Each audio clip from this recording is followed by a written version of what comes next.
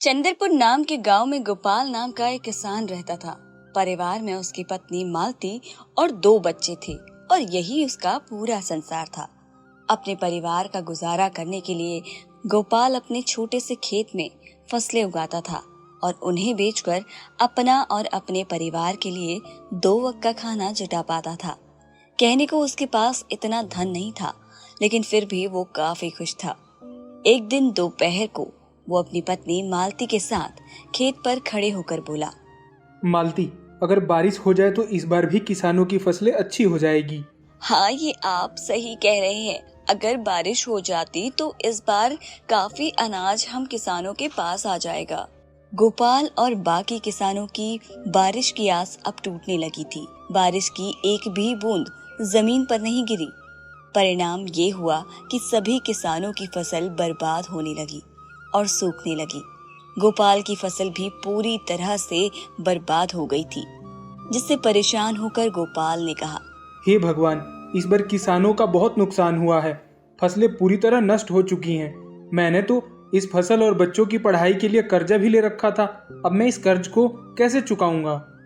ये सुनकर गोपाल की पत्नी गोपाल को सहारा देते हुए बोली, कोई बात नहीं, अब जो होना था वो तो हो ही गया। हमारे पड़ोस वाली दीदी कह रही थी कि संतोष भैया शहर गए हैं। हो सके तो आप भी शहर चले जाइए। शहर जाकर थोड़ा पैसा कमा पाएंगे तो कर्जा भी चुका देंगे। मालती की बात पर गोपाल ने कहा, हाँ, अब मेरे पास केवल 2 ही रास्ते हैं। या तो मैं शहर जाकर थोड़े बहुत पैसे कमा लूं या फिर खेत बेच दूं। लेकिन खेत बेचना मैं चाहता नहीं हूँ, क्योंकि हमारे पालन पोषण का यही एकमात्र सहारा है। अब एक ही रास्ता है, शहर जाकर पैसे कमाना। गोपाल और उसकी पत्नी दोनों मिलकर गोपाल के शहर जाने को ही उचित समझते हैं। अगली सुबह गोपाल शहर जाने की तैयारी करता है और अपनी पत्नी से कहता है, सुनो, मैं खाली हाथ शहर जा रहा हूँ। कोशिश पूरी करूंगा कि कहीं अच्छा सा काम ढूंढ लूं और थोड़ा सा पैसा कमा लूं। जैसे ही कुछ पैसे हो जाएंगे मैं तुम्हें खर्च के लिए पैसे भिजवा दूंगा। आप मेरी और बच्चों की चिंता मत कीजिए। हमारा खर्चा ही कितना है और फिर बाद में कुछ दिनों के लिए मैं मायके भी रह जाऊंगी। आप अपना ध्यान रखिए और शहर जाकर पैसे कमाइए। गोपाल के जाते वक्त गोपाल की पत्नी उसे कुछ पैसे देती है। ये देखकर गोपाल उससे कहता है, यह पैसे कहाँ से आए? मैंने थोड़ा थोड़ा करके ये पैसे जमा किए थे अपने बुरे वक्त के लिए। अब शायद इनका सही वक्त आ चुका है, ये रख लीजिए आप। गोपाल थैला उठाता है और इसी में उन पैसों को रख लेता है और शहर के लिए रवाना हो जाता है। शहर पहुंचकर वो काम ढूंढना शुरू करता है, लेकिन पूरा दोपहर काम की तलाश करते करते वो पूरी तरह से थक जाता है, लेकिन काम नहीं मिलता। जिसके बाद गोपाल एक बगीचे में जाकर पेड़ की छांव में बैठ जाता है। वहीं पास में बैठे 2 जेब कतरे आपस में बात कर रहे होते हैं।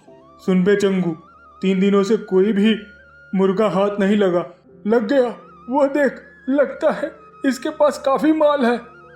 सही कहा, तेरी निगाहें तो बहुत तेज है। चल, इस बार खाली हाथ लौट कर नहीं आना है। चल, तारीफ करना बंद कर अब और काम पर लग जा। मैं इसे बातों में उलझा लूंगा और तू इसका थैला लेकर 9-2-11 हो जाना। उनमें से एक जेब कतरा यानी चंगू गोपाल के पास जाकर उससे बात करने लगता है। अरे श्याम बाबू, कैसे हो? बड़े दिनों बाद दिखाई दिए हो। अरे भाई, आप कौन? मैं तो आपको जानता भी नहीं हूँ। और मेरा नाम श्याम बाबू नहीं, मेरा नाम तो गोपाल है। अरे हाँ, तभी तो मैं कहूँ कि मैं तुम्हारा नाम भूल रहा हूँ। अच्छा, और बताओ, क्या हाल है? अरे क्या बताऊँ भैया, गांव से शहर आया हूँ काम की तलाश में, लेकिन काम मिल ही नहीं रहा। अगर आप मुझे जानते हो तो मेरे लिए कोई काम ही बता दो। इन दोनों की बातचीत हो ही रही थी कि तभी मंगू गोपाल का थैला लेकर 9-2-11 हो जाता है। तभी चंगू गोपाल से बोला, अरे भाई, लगता है पहचानने में गलती हो गई। चलो मैं चलता हूँ। अजीब लोग हैं शहर के, पहले खुद ही जान पहचान का दिखावा करते हैं और बाद में खुद ही अनदेखा करने लगते हैं। ये कहकर जैसे ही गोपाल की नजर अपने थैले की ओर पड़ी तो वहाँ पर थैला ना देखकर वो काफी निराश हो गया और कहने लगा, हे भगवान, कैसे कैसे लोग रहते हैं शहर में। बड़ा ही निर्दयी है, गरीब के थैले को भी नहीं छोड़ते। गोपाल भगवान से प्रार्थना कर ही रहा था कि तभी उसके कानों में एक दर्द भरी आवाज पड़ी। बचाओ बचाओ। गोपाल उस आवाज को सुनते हुए पीछे मुड़ा तो देखा कि वहां एक घायल व्यक्ति जमीन पर नीचे पड़ा हुआ था। उसके आसपास से लोग गुजर रहे थे, लेकिन कोई भी उसे सहारा नहीं दे रहा था। गोपाल ने तुरंत जाकर सहारा देकर उस व्यक्ति को बैठाया और उस घायल व्यक्ति की स्थिति को देखकर उसे तुरंत हॉस्पिटल ले जाने का इंतजाम करने लगा। जैसे तैसे करके गोपाल उस व्यक्ति को हॉस्पिटल ले जाकर डॉक्टर से बोला, डॉक्टर साहब, इन्हें देख लीजिए, यह बहुत गंभीर रूप से घायल हैं और दर्द के मारे कराह रहे हैं। डॉक्टर उस व्यक्ति की हालत देखते हुए बोला, तुरंत इलाज शुरू करना होगा, लेकिन उससे पहले तुम्हें कुछ पैसे काउंटर पर जमा करने होंगे। डॉक्टर की बात सुनकर गोपाल आश्चर्य में पड़ गया और डॉक्टर से कहा, डॉक्टर साहब, आज सुबह ही शहर आया हूँ मैं काम की तलाश में, लेकिन काम तो मिला नहीं, ऊपर से मेरा थैला भी किसी ने चुरा लिया। मेरे पास अब कोई पैसा नहीं है। मैं खुद भूखा भूखा काम की तलाश में इधर उधर घूम रहा था, लेकिन तभी मुझे ये जमीन पर घायल पड़े दिखाई दिए, तो मैं इन्हें हॉस्पिटल लेकर आ गया। गोपाल की बात सुनकर डॉक्टर उस व्यक्ति का तुरंत इलाज शुरू कर देते हैं और कुछ समय बाद बाहर निकलते हैं कि तभी गोपाल अपनी जेब से एक पर्स निकालता है जो उसे घायल व्यक्ति को हॉस्पिटल ले जाते वक्त गोपाल को उसकी जेब से गिरते हुए मिला था, जिसे देते हुए गोपाल ने डॉक्टर से कहा, ये लीजिए डॉक्टर साहब, यह इन्हीं का पर्स है। मैंने तो इसे खोला भी नहीं है, देख लीजिए, शायद इसमें पैसे हों। डॉक्टर उस पर्स को चेक करने लगा तो उसमें बहुत सारी आईडी कार्ड्स और क्रेडिट कार्ड मिले।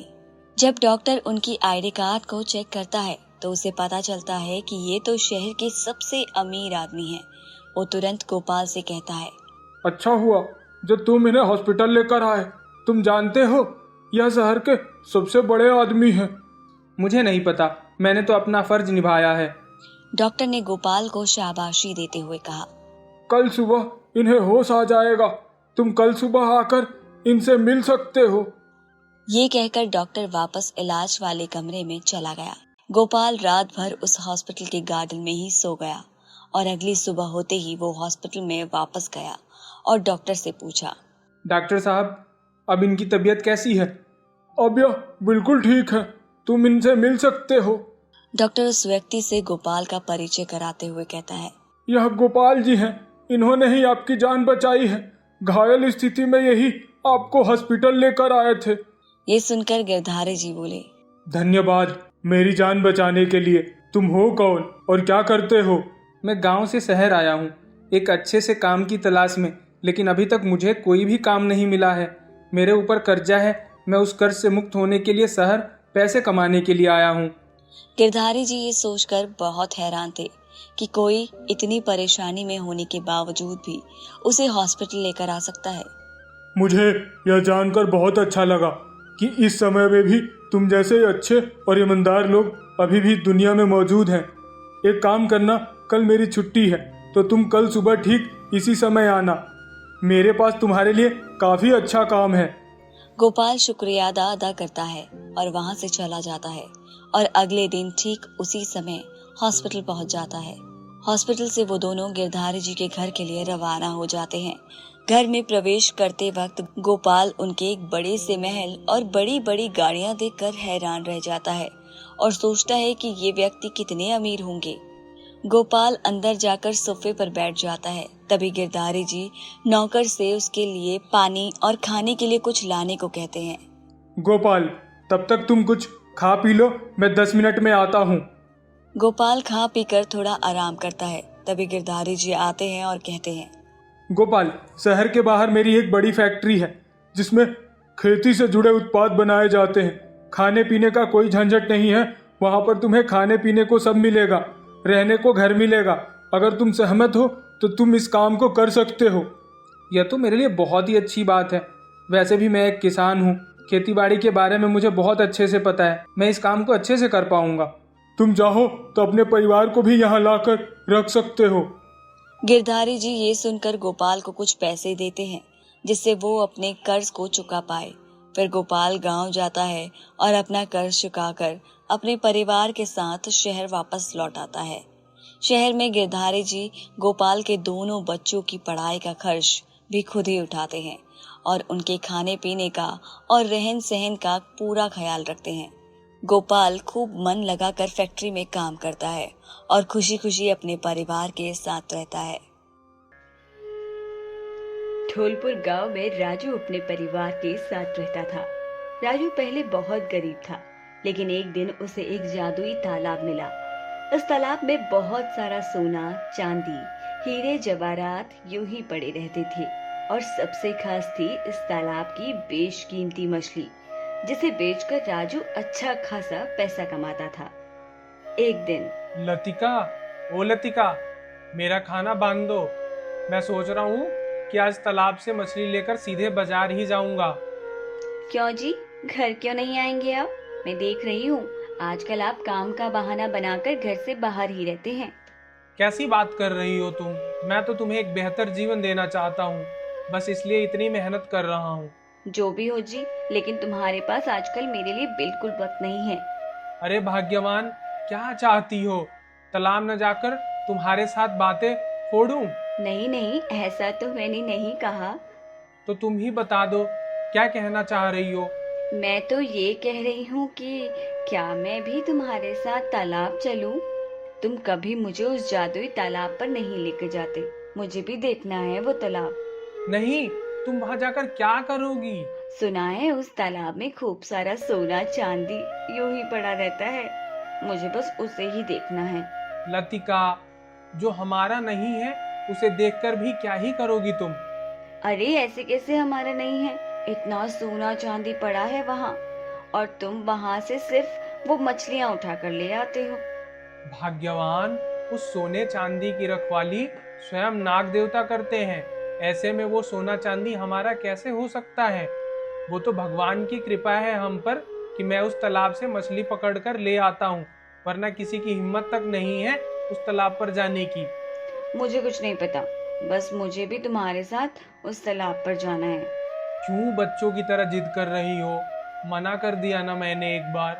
इतना कहकर गुस्से में राजू अपना खाना उठाता है और तालाब की ओर निकल पड़ता है। पता नहीं आज लतिका को क्या मन कर गया तालाब देखने का। अच्छा हुआ जो मैंने उसे मना कर दिया। अगर वो यहाँ आ जाती तो वो जादुई तालाब का रहस्य खुल जाता। खैर, आज तो मैंने उसे समझा दिया, लेकिन मुझे यकीन है वो ज्यादा दिन तक शांत नहीं बैठेगी, इसलिए मुझे कुछ करना पड़ेगा। ये कहकर राजू तालाब के पास पहुंच जाता है और इधर उधर देखने लगता है।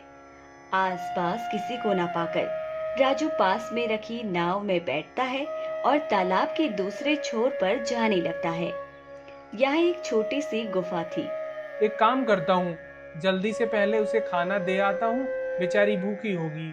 राजू एक बार फिर से तालाब की ओर नजर दौड़ाता है और गुफा में चला जाता है, जहाँ एक बेहद सुंदर सिंहासन पर एक परी जैसी लड़की बैठी हुई थी, जिसका आधा शरीर तो लड़की का था पर आधा शरीर मछली का। सुंदरी, कैसी हो तुम? मैं तो ठीक हूँ, लेकिन तुमने आ जाने में देर क्यों लगा दी? तुम तो जानती हो मेरी पत्नी भी है लतिका। आज वो मुझसे तालाब आने की जिद करने लगी। उससे बहस के कारण मुझे आने में देर हो गई। तुम उसे साथ तो नहीं लेके आए ना? नहीं नहीं, उसे मैं यहाँ कैसे ले आता? इतने दिन हो गए हैं, कब तक हम उससे ये सब छिपाते रहेंगे? तुम उसे हमारे बारे में सब कुछ बता क्यों नहीं देते? नहीं, मैं उसे अभी कुछ नहीं बता सकता। सही समय आने पर सब बता दूंगा। ठीक है, जैसा तुम्हारी मर्जी। हाँ, अच्छा, मैं तुम्हारे लिए खाना लाया था, खा लेना। और मैं सोच रहा हूँ कल मैं तालाब न आऊँ। क्यों? तालाब नहीं आओगे तो मछली कहाँ से बेचोगे? कल का नुकसान ही सही, लतिका को शक न हो जाए, इसलिए कल मुझे घर पर ही रहना होगा। ठीक है, तुम एक काम करो, तालाब के कुछ पत्थर घर लेकर जाओ और उन पत्थरों को रात भर पानी में डाल देना। तुम्हारा काम हो जाएगा। काम हो जाएगा मतलब? अरे, तुम्हें तालाब आने की जरूरत नहीं पड़ेगी। ये पत्थर रात भर में मछली में बदल जाएंगी। क्या सच में? हाँ, और ये लो, लतिका को दे देना, वो खुश हो जाएगी। राजू सुंदरी से अंगूठी लेता है और गुफा से बाहर आकर तालाब से कुछ पत्थर उठाकर जेब भर लेता है और फिर तालाब से मछली पकड़कर बाजार की तरफ उसे बेचने के लिए निकल पड़ता है। मछली ले लो मछली। अरे राजू, जब से तुमने मछली बेचना शुरू किया है हमारा तो धंधा ही चौपट हो गया है। तुम्हारी मछलियां इतनी बेशकीमती और इतनी ताजी होती हैं कि कोई हमारी मछलियां लेना पसंद ही नहीं करता। रमन भाई, इसमें मैं क्या कर सकता हूँ? कर तो हम भी कुछ नहीं सकते, लेकिन सोचो अगर ऐसा ही चलता रहा तो तुम मुझे अपनी दुकान यहाँ से बंद करनी पड़ेगी। फिर मेरे बच्चों का क्या होगा? कैसे मैं अपने घर का खर्च चलाऊंगा? तुम मछलियाँ पकड़ने उस जादुई तालाब में क्यों नहीं जाते? नहीं नहीं भाई, मुझे मेरी जान बहुत प्यारी है। बहुत लोग पहले ही उस खतरनाक तालाब में जाकर अपनी जान गंवा चुके हैं। मैं तो वहां कभी नहीं जाऊंगा। पता नहीं तुम वहां जाकर मछली कैसे पकड़ कर ले आते हो। रमन की बात सुनकर राजू अपने जेब में हाथ डालता है और उसमें से कुछ पत्थर निकालकर रमन को दे देता है। ये लो, ये पत्थर घर जाकर रात भर पानी में रखना। क्यों भाई, इससे क्या होगा भला? जैसा कहता हूँ बस वैसा करो। और हाँ, इस बारे में किसी को पता नहीं चलना चाहिए। किसी को नहीं, मतलब किसी को भी नहीं। ठीक है भाई, जैसा तुम कहो। राजू अपनी मछलियां बेचता है और अपने घर की तरफ निकल पड़ता है। वहीं रमन भी घर जाकर उन पत्थरों को पानी में डाल देता है और उसे देर रात तक निहारने लगता है। ये क्या पत्थर दिया है राजू ने मुझे? मुझे लगा था पानी में पत्थर जादू दिखाएंगे, लेकिन ऐसा तो कुछ नहीं हो रहा इसमें। खैर छोड़ो, रात भर इन्हें पानी में ही रहने देता हूँ। क्या पता सुबह तक कुछ हो जाए। अगली सुबह अरे वाह, ये पत्थर मछलियां बन गई। सही कह रही थी सुंदरी, काम हो गया। राजू मछलियों को देखकर बड़बड़ा ही रहा होता है कि तभी लतिका वहां आ जाती है। सुंदरी? किस सुंदरी की बात कर रहे हैं आप? सुंदरी? कौन सुंदरी? लगता है तुमने कुछ गलत सुन लिया। नहीं, मुझे अच्छे से सुनाई दिया। तुमने कहा कि सही कह रही थी सुंदरी। अब बताओ मुझे, कौन है सुंदरी? अरे मैं तो इन मछलियों की तारीफ कर रहा था कि कितनी सुंदर मछलियां हैं। लगता है तुम्हारे कान बजने लगे हैं। अच्छा, क्या सच में मैंने कुछ गलत सुना? अच्छा ये सब छोड़ो, मैं तुम्हारे लिए देखो क्या लाया हूँ। क्या लाए हो? ये देखो, कितनी सुंदर लग रही है तुम्हारे हाथों में ये अंगूठी। अरे वाह, ये तो बहुत कीमती लग रही है। अब तो तुम खुश हो। और हाँ, आज मैं तालाब नहीं जा रहा, बस थोड़ी देर के लिए बाजार जा रहा हूँ। ये मछलियाँ बेचकर आता हूँ। इतना कहकर राजू सुबह सुबह बाजार की ओर मछलियां बेचने निकल पड़ता है। राजू बाजार पहुंचता है तो देखता है कि रमन वहां पहले से ही मछलियां बेच रहा था। क्या बात है रमन, आज तो तुम सुबह सुबह मछली बेचने बाजार आ गए। राजू भाई, आपने जो पत्थर दिए थे देखो वो क्या बन गए हैं।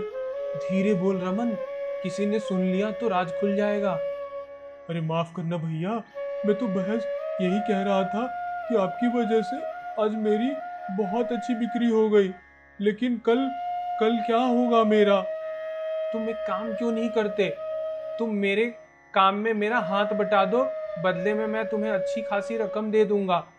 वैसे भी मेरा काम कोई संभालने वाला नहीं है। अगर तुम साथ मिलकर काम करोगे तो मैं तुम्हें ज्यादा मात्रा में तालाब से मछली लाकर दूंगा। तुम उन्हें बाजार में बेच दिया करना।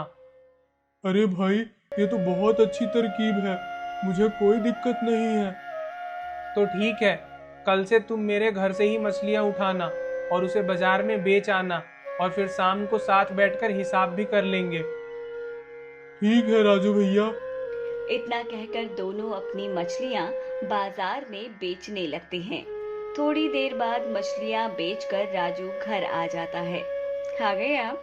क्या बात है, आज तो आप बिना कहे मुझे इतना वक्त दे रहे हैं।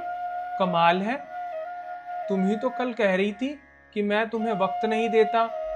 अच्छा, मैं तो ये भी कह रही थी कि मुझे तालाब नहीं लेकर जाते।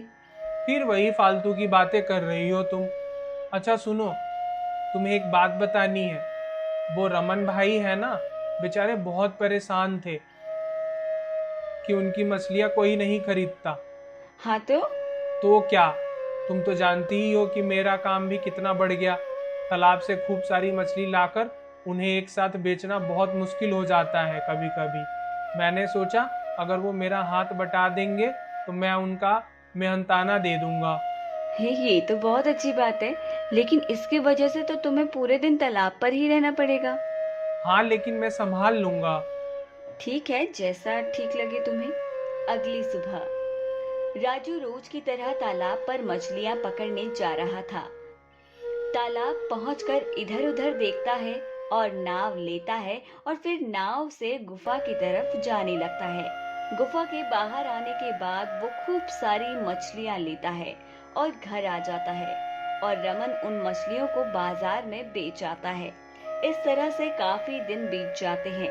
राजू और रमन की जोड़ी अब बहुत अच्छे से काम करती है और इसीलिए अब राजू शहर में अपनी मछलियां बेचने का मन बनाता है, जिसके लिए एक दिन वो शहर को निकल जाता है। ये तो आज शहर चले गए, क्यों ना आज मैं अपने मन की शंका दूर कर ही लूं। आखिर ये मुझे तालाब पर क्यों नहीं जाने देते, आज तो मैं जानकर ही रहूंगी। इतना कहकर लतिका उस जादुई तालाब की ओर निकल पड़ती है और तालाब पहुंचकर देखती है तो उसे वो तालाब साधारण सा ही लगता है। अरे, लोग तो कहते हैं कि ये जादुई तालाब है, यहाँ खूब सारा सोना चांदी यूं ही पड़ा रहता है, लेकिन ये तालाब तो बड़ा ही साधारण सा लग रहा है। लतिका इतना कहती ही है कि तभी उसकी नजर वहाँ पड़ी नाव पर पड़ती है। ये नाव कैसी? चलो इस तालाब के थोड़े अंदर जाकर देखती हूँ, क्या पता वहाँ कुछ मिले। लतिका नाव में बैठ जाती है और नाव का चप्पू चलाने लगती है। वो तालाब के थोड़ा ही आगे गई थी कि तभी उसे वहां पर वो गुफा नजर आ जाती है, जिसे देखकर वो अपने चप्पू की दिशा गुफा की ओर कर देती है। अरे, सच्ची कहते थे लोग, कितना सोना है यहाँ पर, कितने सारे हीरे। बताओ भला, ये रोज यहाँ से मछली पकड़ने आते हैं, लेकिन कभी यहाँ से एक हीरा मेरे लिए लेकर नहीं आए। आज तो मैं ये सब अपने साथ लेकर जाऊंगी। इतना कहकर लतिका गुफा के पास नाव को लगा देती है। क्या करूं, पहले ये सोना उठाऊं या वो हीरे? एक काम करती हूँ, अंदर गुफा में चलती हूँ, शायद वहाँ कोई बड़ा खजाना होगा। ये कहकर लतिका गुफा में चली जाती है और गुफा में जाकर उसकी आंखें फटी की फटी रह जाती हैं। वो देखती है कि उसके पति की लाश वहां पड़ी हुई थी, जिसमें से काफी बदबू आ रही थी। ये कैसे हो सकता है? मेरे पति तो शहर गए हैं, फिर उनका ये शरीर, ये कैसे? ओह, आखिरकार तुम यहाँ आ ही गई। तुम जल परी हो? हाँ, मेरा नाम सुंदरी है। और तुम लतिका हो ना, राजू की पत्नी? हाँ, लेकिन तुम्हें कैसे पता? और यहाँ मेरे पति ऐसे कैसे पड़े हैं? वो तो शहर गए थे। ये शव तुम्हारे ही पति का है।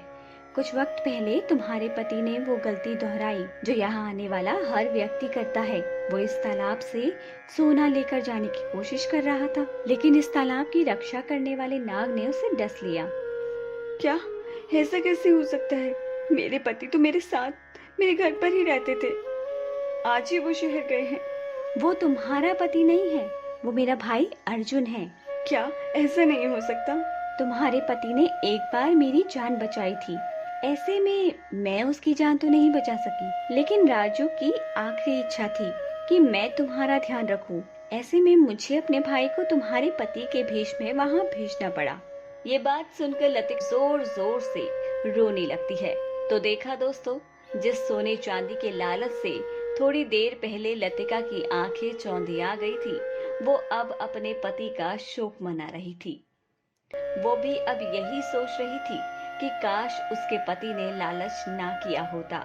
इसीलिए कहते भी हैं कि लालच बुरी बला है।